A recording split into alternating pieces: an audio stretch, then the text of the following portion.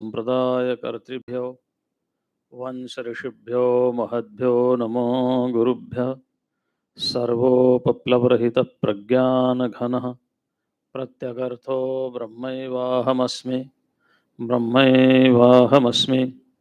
ओम शांति शांति शांति।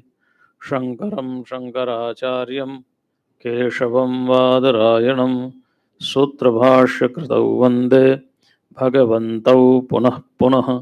ईश्वरो गुरुरात्मेति मूर्तिभेदविभागिने व्योमवद्व्याप्तदेहाय दक्षिणामूर्तये नमः। ओम शांति शांति शांति। प्रपंच का मिथ्यात्व निरूपण है।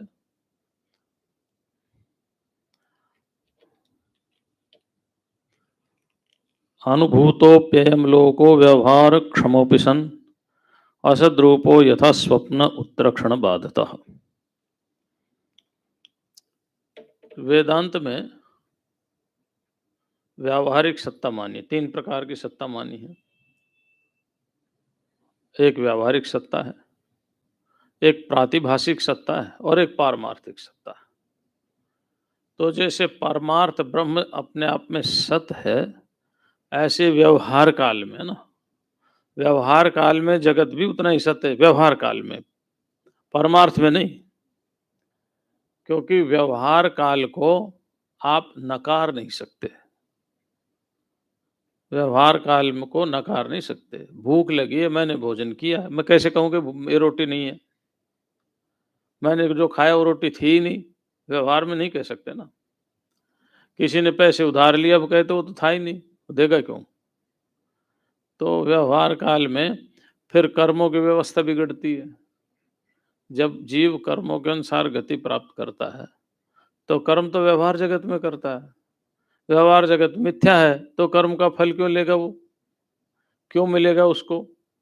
इस सारे शास्त्र व्यवस्था बिगड़ती है, कर्म की व्यवस्था बिगड़ती है, शास्त्रों के उपदेश बेकार हो जाते हैं। फिर अगर व्यवहार की सत्ता व्यवहार काल में आप स्वीकार नहीं करोगे तो व्यवहार जगत को वेदांत में नकारा नहीं है। इतना कहा है कि व्यवहार बस इतना ही है जितना सपने में सपने के पदार्थों के साथ तुम व्यवहार कर रहे थे। उठने पर सपने के पदार्थ नहीं, ज्ञान होने पर यह संसार नहीं। लेकिन जब तक ज्ञान नहीं होता, बोध नहीं होता, तब तक ये व्यवहार काल, मतलब ये संसार जो हमें दिखाई दे रहा है ये सही है। हाँ, ऐसा नहीं है कि एक पत्थर लो और बोलो ये तो है ही नहीं, पत्थर है ही नहीं, मिथ्या है, मारो किसी के सिर में फूट जाएगा सिर। बोले मेरा सिर क्यों फोड़ा? बोले पत्थर भी मिथ्या था, सिर भी मिथ्या था।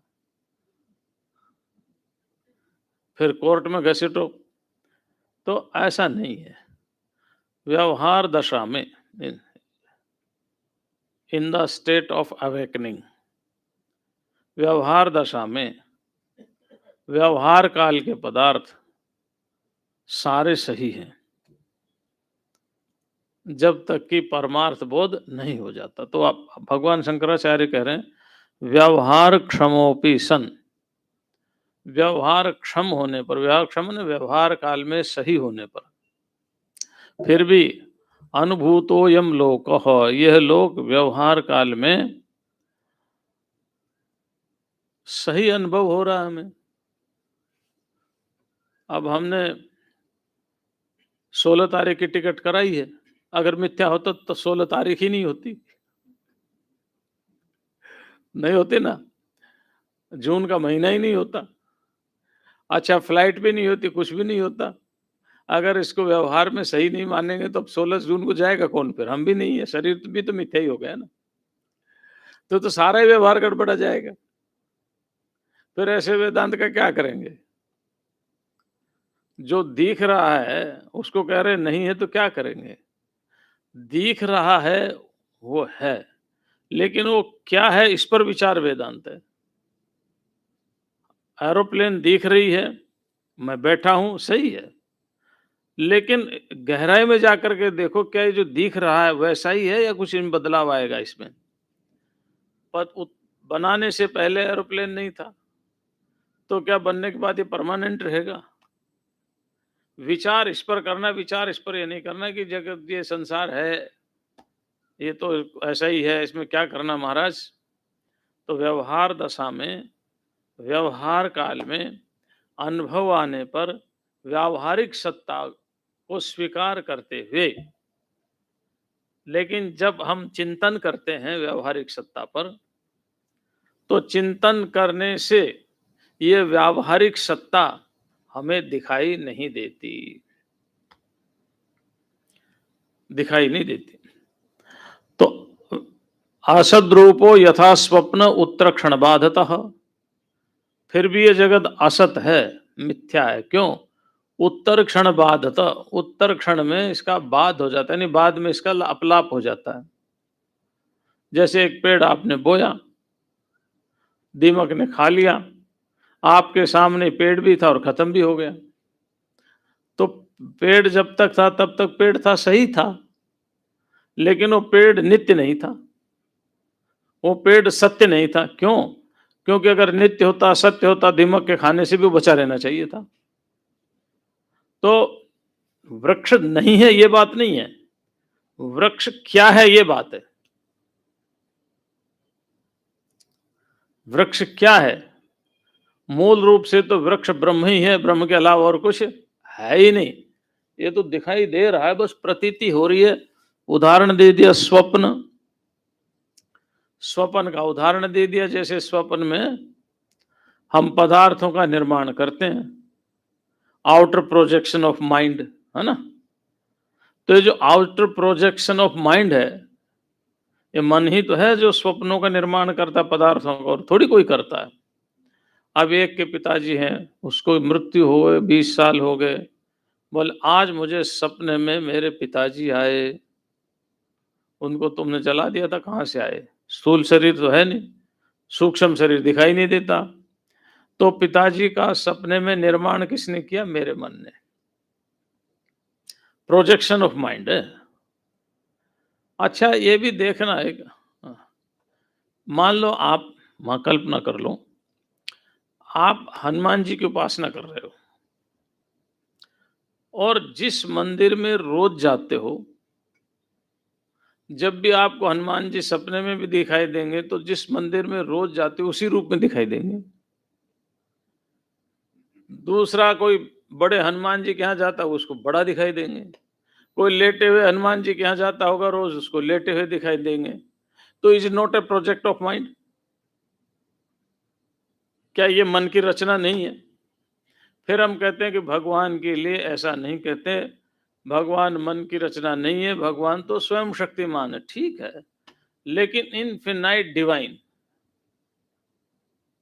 विच is out of our perception, beyond our senses, वो आपको सपने में नहीं आएगा। सपने में वो नहीं आएगा। सपने में जो लिमिटेड डिवाइन है, जो अराइवल एंड डिपार्चर वाले डिवाइन है, जैसे श्री कृष्ण जी आए, 120 साल रहे, चले गए। राम जी आए, 120 साल रहे, 120 साल नहीं, जितने भी साल रहे और चले गए। तो ये जो है, दुर्गा जी आई, प्रकट हुई, चली गई। चली गई मतलब खत्म नहीं, अपने स्वरूप को, अपनी माया को संवरण कर लिया, अपनी लीला को संवरण कर लिया। तो ये जो है, ये ही आपको सपने में दिखाई देंगे, क्योंकि इनका ही विग्रह हम रोज दर्शन कर रहे हैं। तो जो जिस प्रकार के विग्रह की आराधना कर रहा है, उसको उसी प्रकार का वो दिखाई देगा। लेकिन उसमें हम विग्रह में, सपने में दिखाई दे रहा, हम उसके मन की कल्पना नहीं कहते, उसको हम साक्षात भगवान मान लेते हैं और मान करके हमारा कल्याण हो जाता है। तो स्वप्न का उदाहरण दे दिया। अब स्वप्न में, सपने में व्यवहार तो आदमी करता ही है। वो महात्मा का सपना आएगा तो प्रवचन कर रहा होगा, शिष्यों से घिरा होगा। व्यापारी को सपना आएगा तो फैक्ट्री, नई फैक्ट्री लगा रहा होगा, लेकिन व्यवहार तो कर ही रहा है। और जब तक वो व्यवहार कर रहा है, तब तक सब स्वप्न काल में उसके लिए वो सारा सही है। उस समय कहो कि भाई ये तो स्वप्न है, क्या कर रहा है, तो वो कहेगा नहीं नहीं, स्वप्न नहीं है, सही है। जागने पर पता चलता है कि वो स्वप्न था। ऐसे ही ये व्यवहार काल में जगत सत्य दिखाई देता हुआ भी जागने पर, बोध होने पर ये भी असद रूप ही हो जाता है। स्वप्नो जागरणे लीकः स्वप्नेऽपि नहि जागरः द्वयमेव लये नास्ति लयोऽपि उभयोर्न च। देखो क्या है, स्वप्नो जागरणे अलीकः, जब आप जागते हैं तो सपना नहीं रहता, ठीक है ना। जब आप सपना ले रहे होते तो जागते नहीं।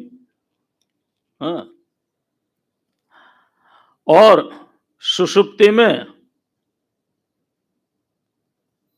दोनों ही नहीं रहते, ठीक है ना। न जागना होता न स्वप्न होता है, और स्वप्न और जागृति में सुषुप्ति नहीं रहती। देखिए कितनी विलक्षण बात है। अगर सब कुछ सही होता, सच्चा होता तो सब में सही होना चाहिए था, लेकिन जब आप जाग रहे होते तो स्वप्न नहीं होता। आप स्वप्न नहीं ले रहे होते, स्वप्न के पदार्थ नहीं होते, और स्वप्न के पदार्थ जब होते, सपना आप ले रहे होते, तब जागते नहीं, बोध नहीं होता। और जब गहरी सुषुप्ति में चले जाते तो दोनों ही नहीं, और इन दोनों में सुषुप्ति नहीं। इन दोनों में, जागृत और स्वप्न में सुषुप्ति नहीं, सुषुप्ति में जागृत और स्वप्न नहीं, स्वप्न में जागृत नहीं, जागृत में स्वप्न नहीं है। तो इसलिए ये सारा गड़बड़ घोटाला क्या है कि ये मिथ्यात्व को सिद्ध कर रहा है, ठीक है ना। ये क्या कर रहा है, मिथ्यात्व को सिद्ध कर रहा है। सुषुप्ति माने लय,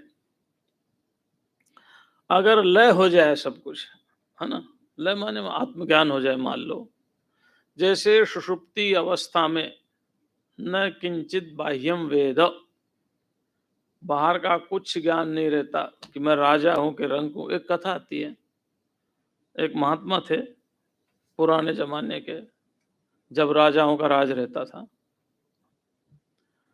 बड़े मस्त, आहा क्या बात है, अलमस्त फकीर पेड़ के नीचे बैठे हुए थे। मंत्री उधर से जा रहा था, मंत्री ने देख लिया कि महात्मा बहुत अच्छे हैं।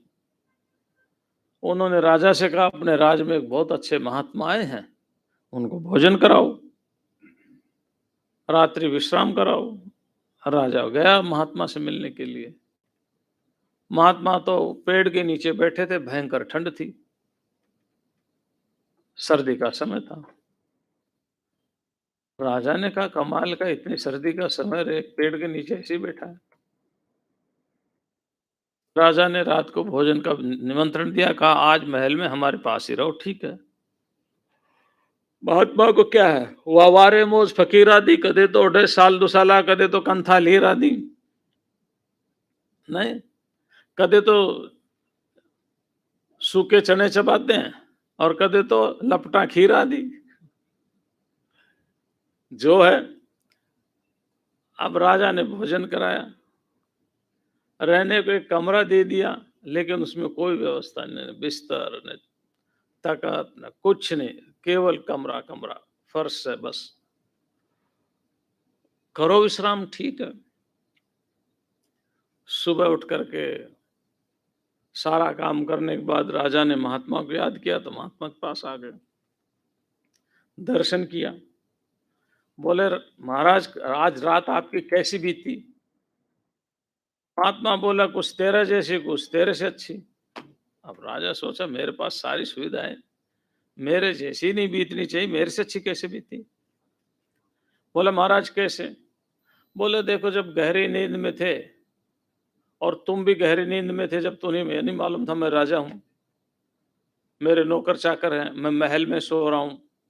जब गहरी नींद में था, तुझे कुछ नहीं मालूम था तू क्या है। ऐसे मैं भी गहरी नींद में था, तब मुझे भी नहीं मालूम था कि मैं महात्माओं के राजा के अतिथि बन के आया हूं, मुझे भी कुछ नहीं मालूम था। तो जितनी देर तू गहरी नींद में सोया, जितनी देर मैं गहरी नींद में सोया, उतनी देर तक तो दोनों की नींद बराबर रही, रात अच्छी कटी। उठने के बाद तो प्रपंच में लग गए, कहाँ झगड़ा करना है, कहाँ लड़ाई करना है, किस पर युद्ध करना है, किसका राज छीनना है, किसको फांसी देनी है, किसी को वरदान देना है। और मैं उठ करके ब्रह्म चिंतन में लग गया। तो ये तेरे से अच्छी बीती रात, ठीक है ना। तो कहने का भाव यह है कि एक महात्मा जागृत स्वप्न सुषुप्ति को भी मिथ्या समझते हैं। लय होता ना, लय सुषुप्ति में, तो लय में कुछ नहीं होता, लेकिन हमारा जो सुषुप्ति अवस्था वो अज्ञानजन्य है। अज्ञानजन्य अवस्था होने के कारण जागृतने पर फिर हम वही हो जाते हैं, राजा रंग फकीर जो भी है। महात्मा सिद्धों की अवस्था ज्ञानजन्य अवस्था है। वो एक बार शरीर छूटा, लय हुआ, फिर ना संसार, ना महात्मा, ना कुछ नहीं, केवल आत्मा ही आत्मा, सर्वव्यापक चेतन आत्मा ना, वही। अच्छा, दूसरी बात, जागृत के पदार्थ हम देख रहे हैं, जागृत अवस्था हम देख रहे हैं ना, ये स्वप्न में नहीं होते। तो स्वप्न लेते समय ये मिथ्या हो जाते हैं, क्योंकि सपने में तो ये आते नहीं। सपने के पदार्थ जो हैं वो मन के कल्पित हैं, जागने पर वो नहीं रहते। और सुषुप्ति में दोनों ही नहीं रहते, संसार ही नहीं रहता। जागने वाला संसार स्वप्न में नहीं रहता, स्वप्न वाला संसार जागने पर नहीं रहता, और सुषुप्ति में दोनों ही नहीं रहते, और दोनों में सुषुप्ति नहीं रहती। इसलिए ये मिथ्या है।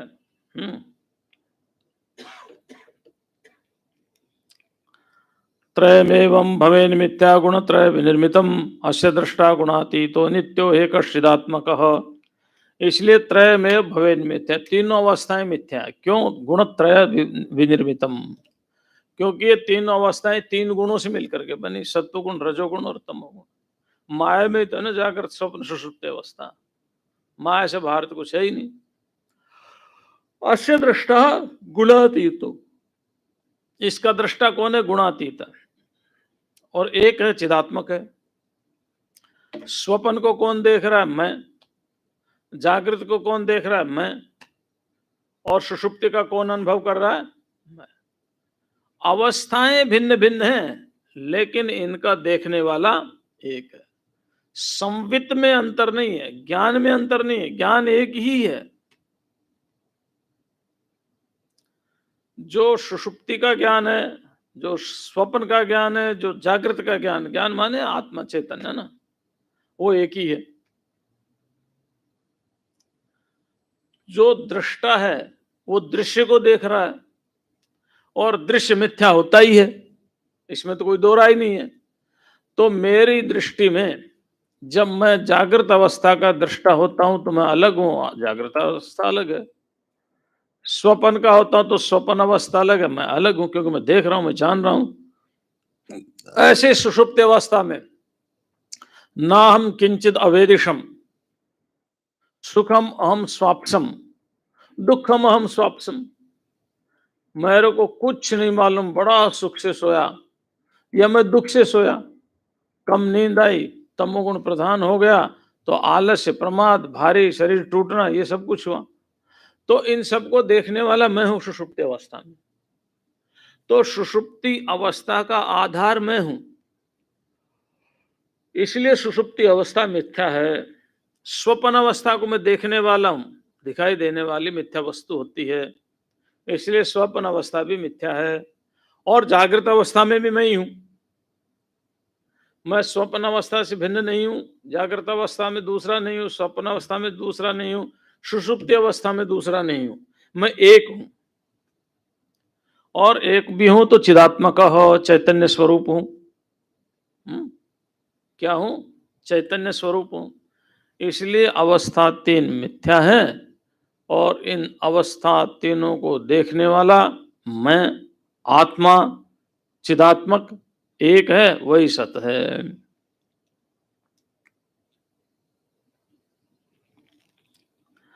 यद्वन्मृते घटभ्रांतिं शुक्तौ वा रजतस्थितिं तद्वद्ब्रह्मणि जीवत्वं भ्रांत्या पश्यति नस्तः। यद्वन्मृते घटभ्रांतिं, क्या बात है।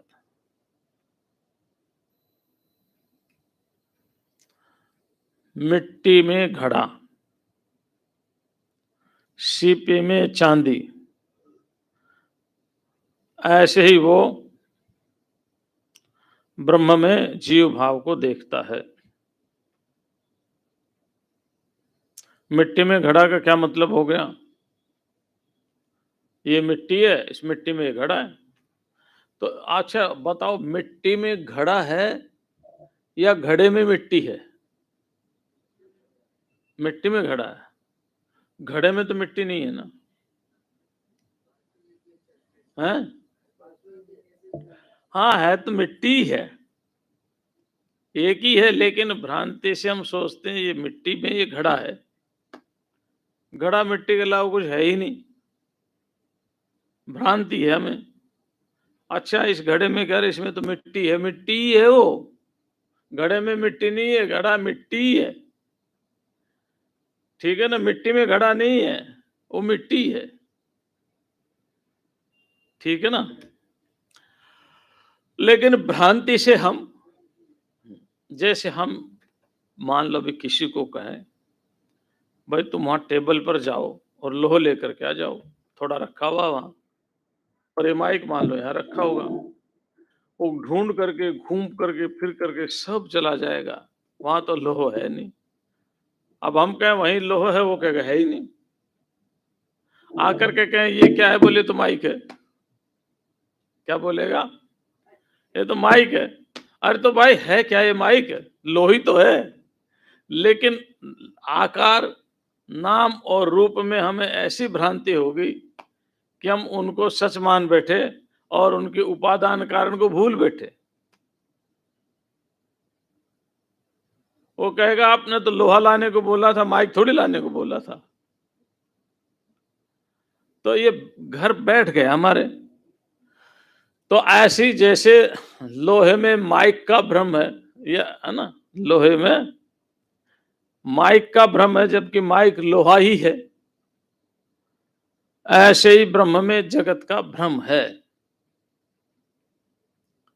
ब्रह्म में जगत का भ्रम है और कुछ भी नहीं है।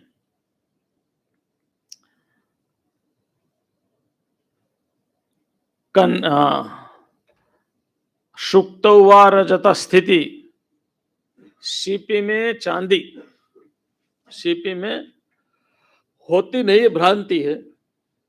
समुद्र के किनारे जाओ, सफेद एकदम सीपी होती है, उस पर प्रकाश पड़ रहा हो तो ऐसा लगेगा जैसे चांदी है।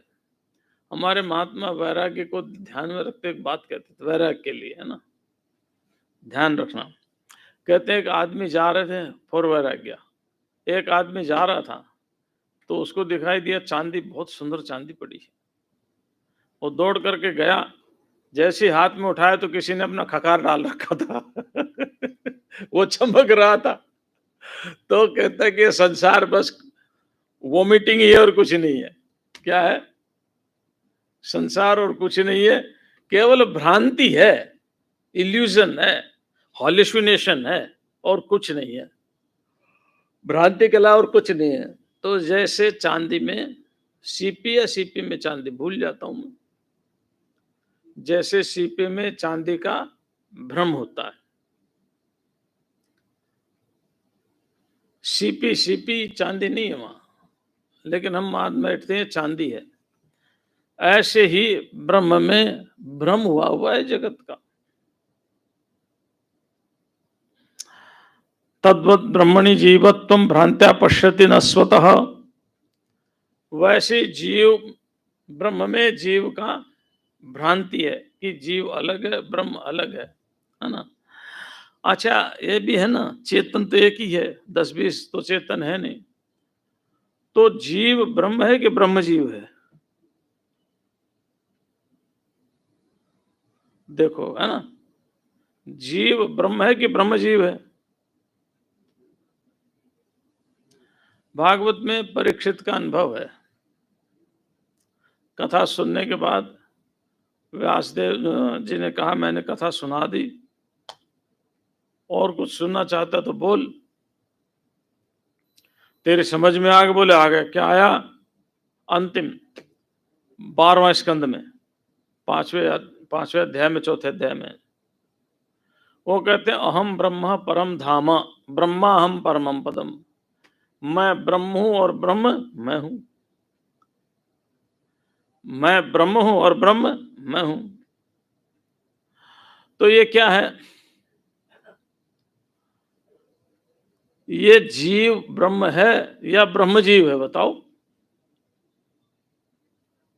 समस्या है ना। जीव बेचारा छोटा सा, ब्रह्म बहुत बड़ा, तो कैसे हो जाएगा? तो ना, जीव की तो एकमात्र भ्रांति हो रही है तो ब्रह्म ही, चेतन ही है। और चेतन तो टुकड़े होते नहीं है, अंतःकरण में प्रतिबिंब पड़ रहा है। उस प्रतिबिंब के कारण हम अपने आप को जीव मान बैठे, अलग। अब अलग मान बैठे तो करो उपासना। सुख चाहिए तो, दुख चाहिए तो, संसार है ही, कुछ करना ही नहीं। हमारे एक महात्मा थे, बड़े प्यारे महात्मा थे, अच्छे थे। वो एक बहुत बड़े महात्मा को बोले, महाराज मेरे को कोई आश्रम मिल जाए तो बढ़िया रहे। तो महाराज भी बड़े विनोदी थे। वो कहने लगे, देखो, अगर आपको बीपी हाई करना हो तो आश्रम ले लो, आपको शुगर करनी हो तो आश्रम ले लो। आप ये मत कहो मुझे आश्रम चाहिए, आप ये कहो मुझे शुगर चाहिए, हाई बीपी चाहिए, लो बीपी चाहिए, टेंशन चाहिए। ये मांग रहे हो आप, आश्रम नहीं मांग रहे। तो क्या है कि आश्रम में ये सारा का सारा होता है, क्योंकि व्यवस्थाएं हो जाती, चलाना पड़ता है, कथाएं ज्यादा करनी पड़ती है, मांगना ज्यादा पड़ता है ना। अब हम तो फक्कड़ हैं, कभी पैसे का जिक्र ही नहीं करते अपने जीवन में, कभी पैसे का जिक्र नहीं किया आज तक। कथा, प्रवचन, सत्संग में धन की महिमा या धन के गुण और अवगुण का वर्णन तो किया, पर ये नहीं कि आज ये दो, आज ये चल रहा है हमारा, आज ये चल रहा है ना। क्यों? क्योंकि हमें परमात्मा पर और अपने भाग्य पर पूर्ण विश्वास है। कर्म करना हमारा धर्म है, व्यवस्था करना परमात्मा का काम है, अपने आप करेगा। हम उनके द्वारा बनाए हुए नियमों में ढील नहीं दे रहे। जो नियम उन्होंने एक साधु के लिए बनाए वो पूरा कर रहे हैं। अब उनका काम है, ठीक है ना। क्या काम उनका? योगक्षेमम। फालतू नहीं देंगे। कोई साधक चाहिए, महाराज अब तो मैं धन आपके ही काम में लगाऊंगा, थोड़ा सा फालतू दे दो, एक औषधालय खोल लूंगा, एक रुग्णालय खोल लूंगा, एक कुछ और कर लूंगा। तो कहते हैं तू मेरा भजन करने आया या रोगियों का भजन करने आया? इसलिए परमात्मा कहते योगक्षेम, जो प्राप्त नहीं उसको प्राप्त करा देंगे, प्राप्त तो उसकी रक्षा कर देंगे, लेकिन लिमिट में देंगे।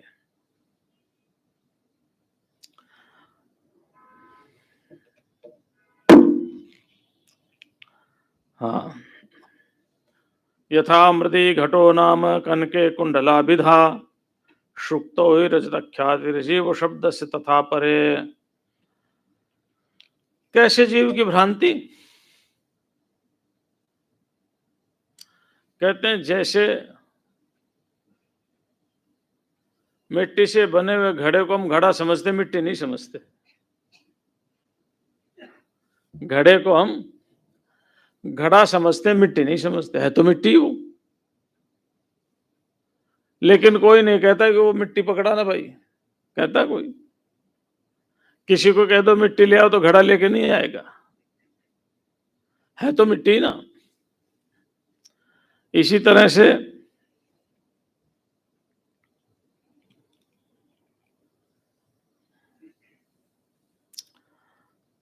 कनके कुंडला विधा,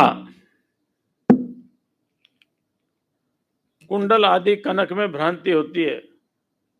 कुंडल पहन रखे ना, आप कहोगे आपके पास सोना, बोले नहीं है। ये कान में क्या लटक रहा है? बोले तो कुंडल है ना। तो जैसे सोने में कुंडल की भ्रांति हो जाती है, ऐसे ही ये जीव की भ्रांति हो रही है।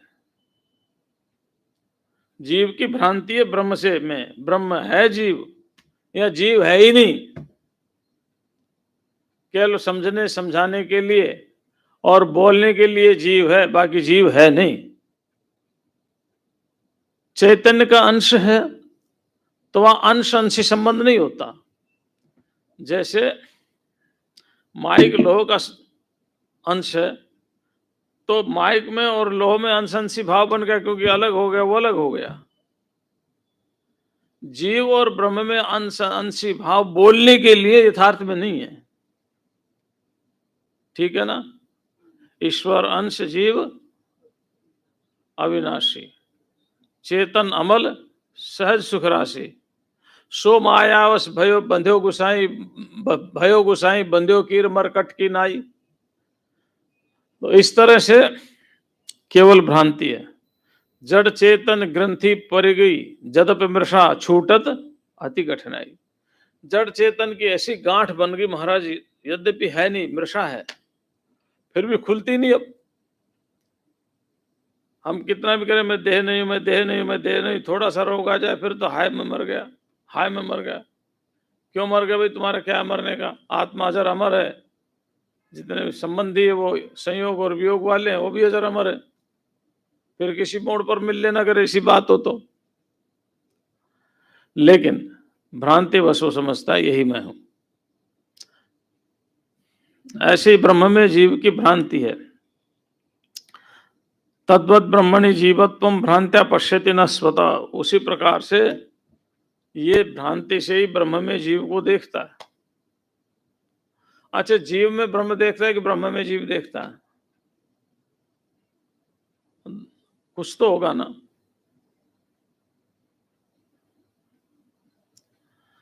तो क्या है, जीव को अल्पमत, अल्पज्ञ और सीमित बताया है, ईश्वर को सर्वज्ञ और व्यापक बताया।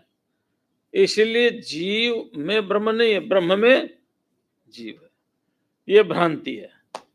और ब्रह्म ही जीव है, ये विज्ञान है। फिर आप जीव ब्रह्म को, ब्रह्म जीव को, बात एक ही है।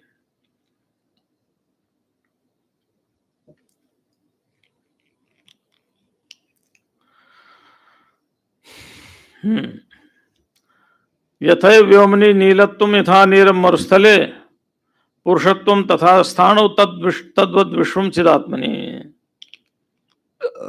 जैसे आकाश में नीला है, आकाश नीला होता नहीं है। हमारे और आपके बीच में आकाश नीला दिख रहा है आपको? रंग ही नहीं है। लेकिन दूर जब देखेंगे आकाश को तो दृष्टि दोष के कारण हमें नीला दिखाई देगा। हाँ? तो जैसे आकाश में नीलिमा कल्पित है नहीं, है नहीं, कल्पित है।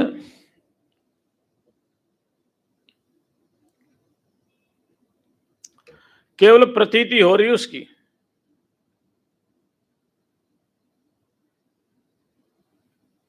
तो जैसे आकाश की नीलिमा मिथ्या है,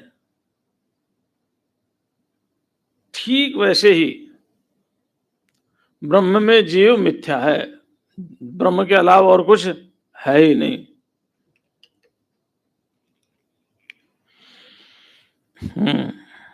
पुरुषोत्तम यथा स्थाणु। स्थाणु कहते ठूंठ को। स्थाणु कैसे कहते हैं? लकड़ी का ठूंठ। एक आदमी जा रहा था, हल्का सा अंधकार था, जंगल से जा रहा था दूसरे गांव। चांद की चांदनी उस ठूंठ पर पड़ी। ठूंठ था रास्ते में, जंगल का रास्ता था, और वो जोर से चिल्लाया, मार दिया। अरे क्या हो गया? बोले चोर आ, डकैत आ रहा है। अरे डकैत नहीं भाई, ये तो खाली ठूंठ खड़ा है। ठीक है ना, ये डकैत नहीं है। लेकिन उसको लगा कि ये दूसरा आदमी है, और चलो कई बार तो पेड़ों की कुछ ऐसी छाया सी बन जाती है, वो छाया दूर जाकर कैसे दिखाई देता है, जैसे भूत बन गया हो, शेर बन गया हो। रिफ्लेक्शन पेड़ पर पड़ रहा है, पेड़ का रिफ्लेक्शन कहीं दूर 10 कदम 20 कदम दूर किसी पर पड़ रहा है, और ऐसे लगता है जैसे सिंह हो। अब वो चिल्लाता है मैं मर गया, शेर आ गया। तो शेर आए तो क्या करे बताओ? मान लो मैं जंगल में जा रहा हूँ, मेरे सामने शेर आ गए तो क्या करें? उसको बोल दो भाई हमें कुछ करना नहीं, करना तो तेरे को तो करेगा जो ही करेगा, और कब क्या सकते हैं? इससे आगे हमारे पास क्या है? जो शेर करेगा वही होगा। तो ये तो मिथ्यात्व की सिद्धि की बात बता रहे हैं।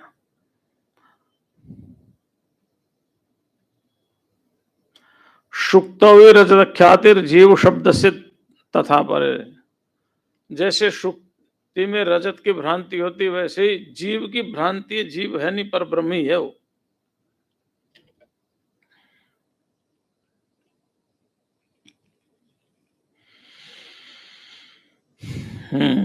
यथैव व्योमनि नीलत्वम यथा नीरम मरुस्थले पुरुषत्वम तथा स्थानो तद्वद विश्वम चिदात्मनि।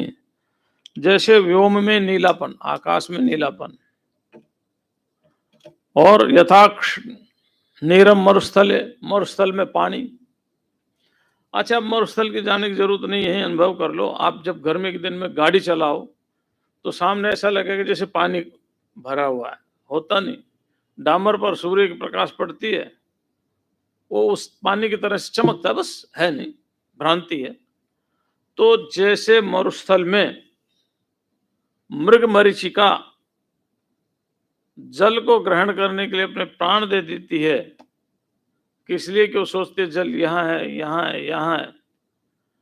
तो जैसे मृग मरीचिका के लिए जल मिथ्या है, ऐसे हमारे लिए जीव भाव भी मिथ्या है।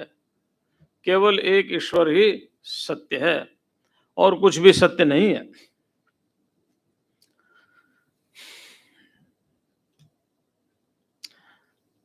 पुरुषत्वम यथा स्थाणु, अभी उदाहरण दिया था, स्थानों में पुरुष का दिखाई दे जाना, तो भूत समझ के डर जाना, चोर समझ के डर जाना, डकैत समझ के डर जाना, ठीक है ना? कई बार आदमी सपने में अपने आप से डर जाता है।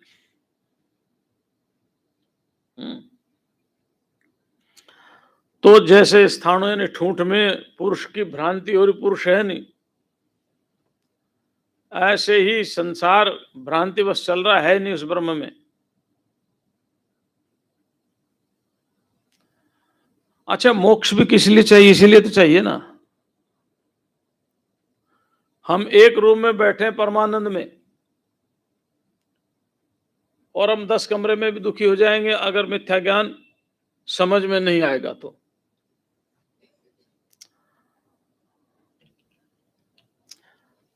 तद्वश विश्वम चिदात्मनि, बस ये विश्व चैतन्य आत्मा में इसी तरह से भास रहा है। भास रहा है नहीं,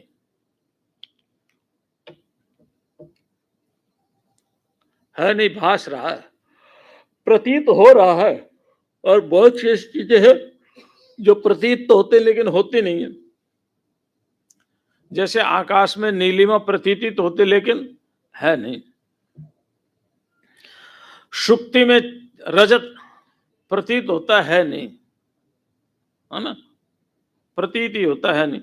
भयंकर कोई लाल पत्थर रखा हो आग का गोले की तरह से निकाल करके और चमक रहा हो, तो आदमी क्या कहे, अरे सूरज है ना? तो उसमें उसकी भावना कर ली, प्रतीति कर ली, है नहीं।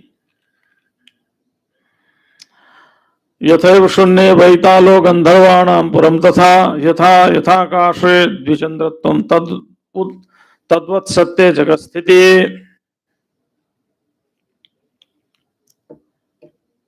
ये पहले जादूगर आते थे ना, है ना? ये उस समय के जमाने की किताबें। आजकल तो वैताल लिखने की जरूरत नहीं थी, सुपरसोनिक लिखते, है ना? स्वप्न में ऐसा लिखते, एरोप्लेन लिखते, क्योंकि अब चलता ही नहीं कि घोड़ों से चलेगा तो घोड़े रखेंगे।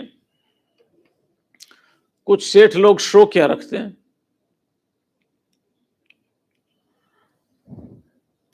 जैसे शून्य में बैताल,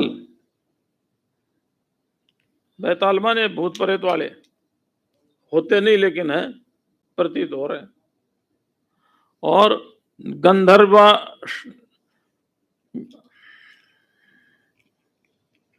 गंधर्वाणम पुरत यथा, जैसे आकाश में गंधर्व नगर, ऐसा जादू का खेल दिखाएंगे, आकाश में महल बना देंगे, है ना। और बड़ा सुंदर दिखाएंगे, भाई तुम आकाश में बना रहे, तुम ही महल एक तुम बना लो जिसमें राजा सके, एक बना करके बेच दो। अगर ये सही है तो क्यों झंझट में पड़ रहे हो, एक अपने लिए बना लो, एक बढ़िया सा 5-7 करोड़ का रुपया आ जाए, बना के बेच दो, क्यों मांग रहे हो। लेकिन वास्तविक सत्ता वो होती नहीं है। गंधर्व नगर जैसे आकाश में होता नहीं है, लेकिन कभी कभी प्रतीति हो जाती। प्रतीति करवाने वाला कौन होता? जादूगर। हमें और आपको जादू आता तो हम भी आपको कई जादू दिखा देते। अब घड़ी जो है ना 10 बजा देते, अभी बोलो स्वाध्याय भी हो गया। और प्रतीति होती, आपको बजते नहीं 10, क्या लगता प्रतीति कि 10 बज गए, स्वाध्याय पूरा हो गया, स्वाध्याय वाले महात्मा गए। अभी महात्मा बैठे थे, शायद कोई किसी पर्सनल प्रोफेशन का कोई फंक्शन होगा, या कई फंक्शन चलते हैं ना पर्सनल भी, दैया की स्मृति में, इसके स्क्रिप्ट में कई चलते हैं, तो हो रहा होगा, इसलिए महात्मा आए होंगे।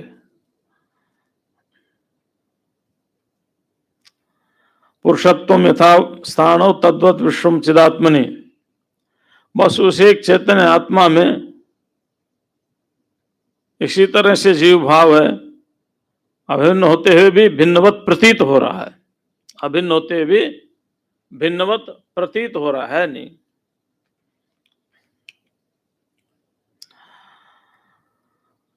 यथैव्योमनिनः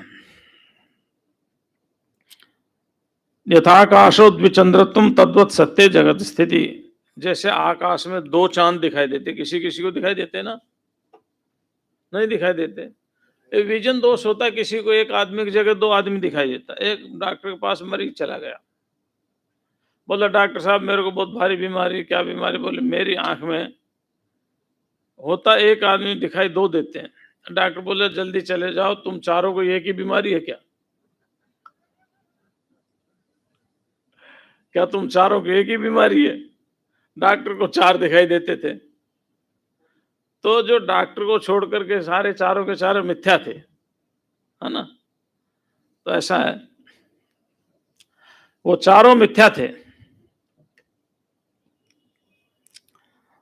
यथाकाशे द्विचंद्रत्वम, जैसे आकाश में 2 चंद्रमा दिखाई देते हैं लेकिन होते नहीं है, तद्वत् सत्य जगत स्थिति, ठीक उसी तरह से जगत की स्थिति है। जादूगर के खेल की तरह से, वो बड़ा जादूगर है, मायावी है, मायावी, बड़ा छली है। उसने कहा था कि मैं दुनिया सुख देने के लिए बनाता हूं, बना दिया दुख देने के लिए। अब बैठ के रो उसको।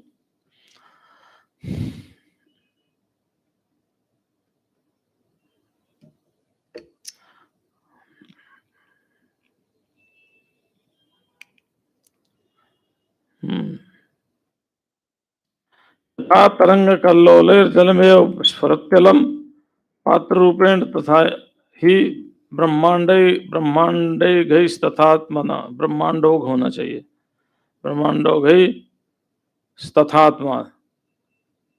जैसे कोई बहुत बड़ा आदमी हो और छुट्टी मनाने के लिए समुद्र के किनारे चला जाए, समुद्र से बहुत बड़ा दिखाई देगा, लेकिन कुछ दिन रहने के बाद ऐसा लगता है जैसे जीव भाव ब्रह्म में समझ आने पर कि एक ही है। यथा कहा तद्वत सत्य जगत स्थिति, जगत की स्थिति ब्रह्म में ऐसी ही है, जगत की स्थिति ब्रह्म में ऐसी कैसी जगत की स्थिति? दिखाई तो दे रहा है लेकिन है नहीं। जगत ब्रह्म में दिखाई दे रहा है, जैसे आकाश में दो चंद्रमा दिखाई दे रहे हैं लेकिन दो चंद्रमा है नहीं आकाश में, ऐसे जगत ब्रह्म में दिखाई दे रहा है लेकिन है नहीं। क्यों? क्योंकि जगत मिथ्या, ब्रह्म सत्य है। जगत परिवर्तनशील है, ब्रह्म अपरिवर्तनशील है, लेकिन माया के कारण, त्रिगुणात्मक की माया के कारण ये प्रकट हो गया, प्रतीत हो रहा है। जैसे आकाश में गंधर्व नगर दिखाई देता है, दिखाई दिलाने वाला तो मायावी होता है, जादूगर दिखाई देता दिलाता है। जैसे आकाश में गंधर्व नगर होता नहीं है, दिखाई देता। आपने कथा सुनी है ना, बहुत प्यारी कथा शिव पुराण की, बड़ी विस्तार में है वो शिव पुराण में, नारद मोह की कथा है ना। क्या नारद मोह की कथा है? नारद जी तपस्या किया। मैं तो संक्षेप में सुनाता हूं क्योंकि उतना ही टाइम है मेरे पास। तो अपना तप का प्रभाव सबको बता रहे, देखो मेरे को क्रोध भी नहीं आया, शंकर को तो क्रोध भी आ गया। शंकर से ज्यादा तो मैंने तपस्या ज्यादा की, काम पर भी विजय किया और क्रोध भी नहीं आया। शंकर भगवान ने काम पर तो विजय प्राप्त की लेकिन उनको क्रोध आ गया ना।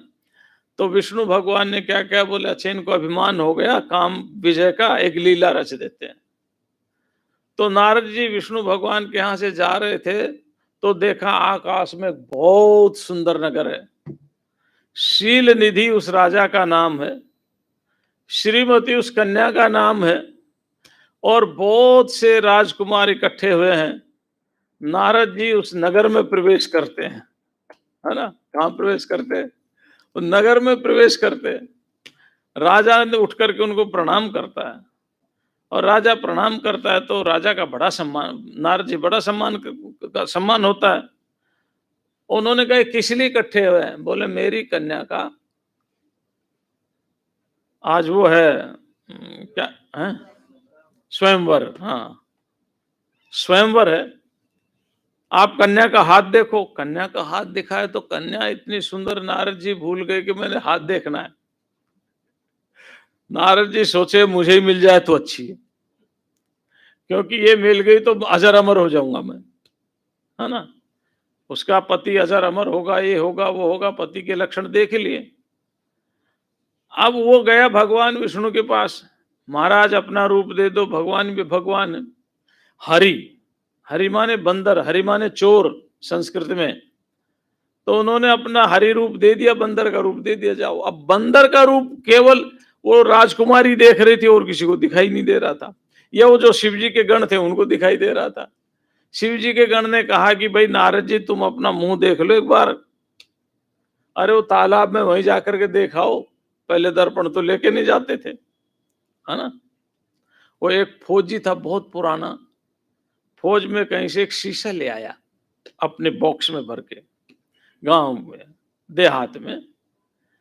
तो उसकी पत्नी ने सोचा पति क्या लाया देखता हूं। उसने बॉक्स खोला तो शीशा भी निकला, मिरर भी। उसने देखा, ओहो, इसलिए इतने दिनों में नहीं आता है, तो दूसरी रखी हुई है।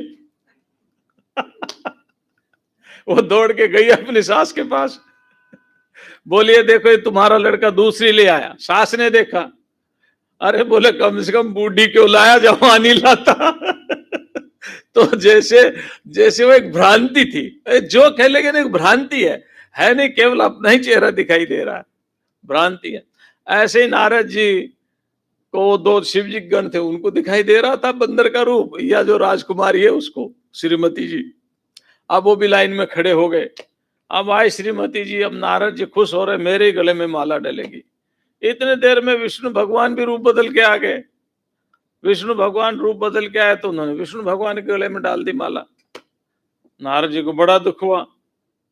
थोड़ी देर में देखते तो ना वो राजा है, ना शील निधि है, ना नगर है, कुछ भी नहीं है। विष्णु भगवान आ रहे दो घरवाली लेकर के, एक तो लक्ष्मी, एक वो जिसके साथ अभी माला डली थी। तो जैसे भगवान ने नारद जी को एक भ्रम पैदा कर दिया कि आकाश में एक सुंदर नगर बना दिया, ऐसे ही गंधर्व नगर दिखाई देता है लेकिन होता नहीं है। ऐसे ही ये जीव दिखाई देता है, संसार दिखाई देता है, लेकिन वास्तव में ये होता नहीं है। शेष कथा कल, आज इतना ही। ओम शांति शांति शांति। ओम। पूज्य महाराज जी के पुनीत श्री चरणों में वंदन। आज जेठ सुद चतुर्दशी, मंगलवार, दिनांक 10 जून। स्वामी श्री प्रेमपुरी आश्रम विसामुख के कार्यक्रम के अंतर्गत चेतन भाई दलाल द्वारा गीता महात्मा भाग द्वितीय, इस पर प्रवचन होगा सायं 4:30 से 6। प्रेमपुरी महिला मंडल द्वारा श्री सत्यनारायण की कथा 3:30 से 5 के दरमियान आज स्वयं होगी। अब शांति पाठ होगा। ओम पूर्णमदः पूर्णमिदं पूर्णात् पूर्णमुदच्यते पूर्णस्य पूर्णमादाय पूर्णमेवावशिष्यते। ओम शांति शांति शांति। ओम श्री गुरुभ्यो नमः। ओम।